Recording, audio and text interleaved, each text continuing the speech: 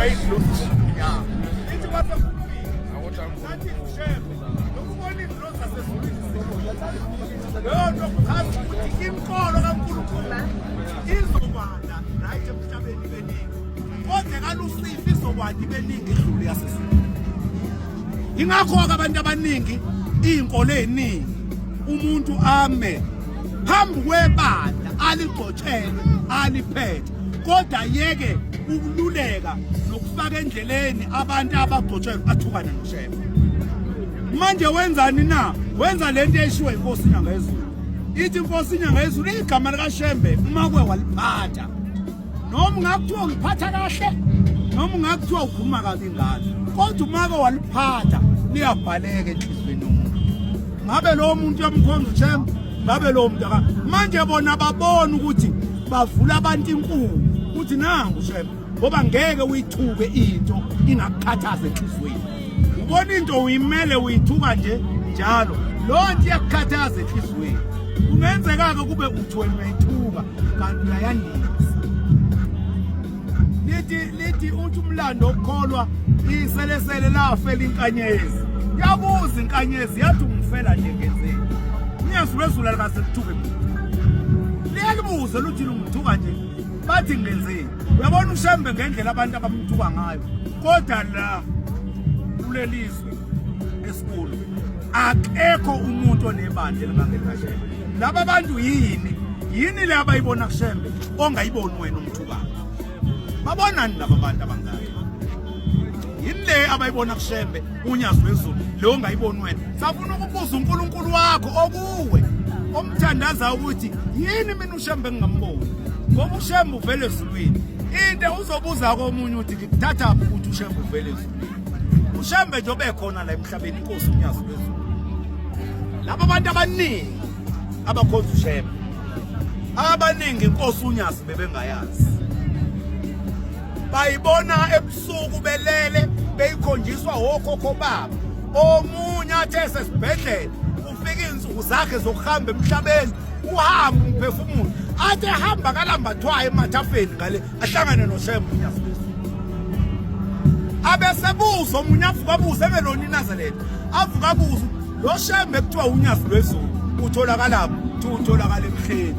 Ahamba umuntu athi awukwazike uthi ngathi uma ufika la njengoba sisefosforas namhlanje ngithi ngifika la eFosfo ngibona umuntu engambone ezulwini ngoba kuyiqinisela imsulu ukuthi abantu uNkulunkulu uyabahambela ebusuku belele. Uma umtelele usuke engafiki kodwa uNkulunkulu uyakwazi ukuthatha umphefumulo womuntu elele awuthathe awubeke kwenye indawo.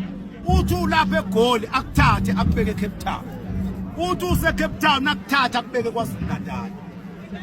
Nangokwempilo uyakwazi uShembe ukuthatha uNkulunkulu ebusuku lele akubeke endaweni engekho lapha emhlabeni.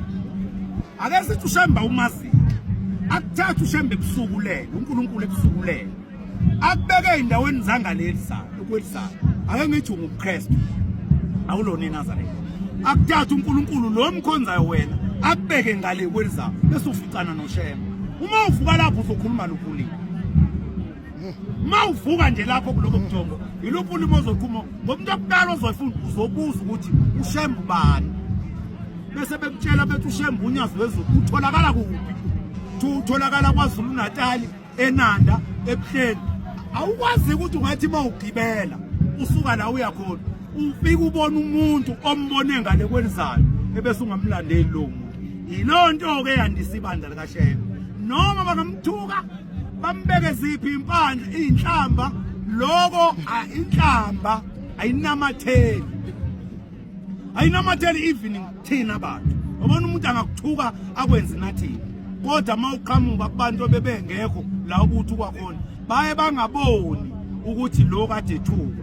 Ukuphela makade uthuka umuntu noma umhleba eseqhamuka umuntu oyayafe enhlizweni akuyena lo muntu okade umhleba kufa wena okade umhleba usuthi hey nangu lo muntu kade ngikhuluma kabi kanje ingakho uNkulunkulu ebhala ukuthi ungahlebi. Sengikhulume kaningi babukeli bendaba enkulu emakhaya asondele uNkulunkulu isikhathi sisavuma ube nestembu ngoba la emhlabeni sekuyingozi ukuphila ungenaso istembu ngoba usathane la emhlabeni ufike ngeinkani kuyabulawana kuyarepwana corruption idlala ubi ngakho ke kufuneka manje umuntu onestembu istembu ke asibekwa izinto eziningi umuntu sibekwa ilezi zinto ezisihlane engizoyibala ungabe uyakholwa ungabe kawukholwa kodwa lezi zinto ezisihlanu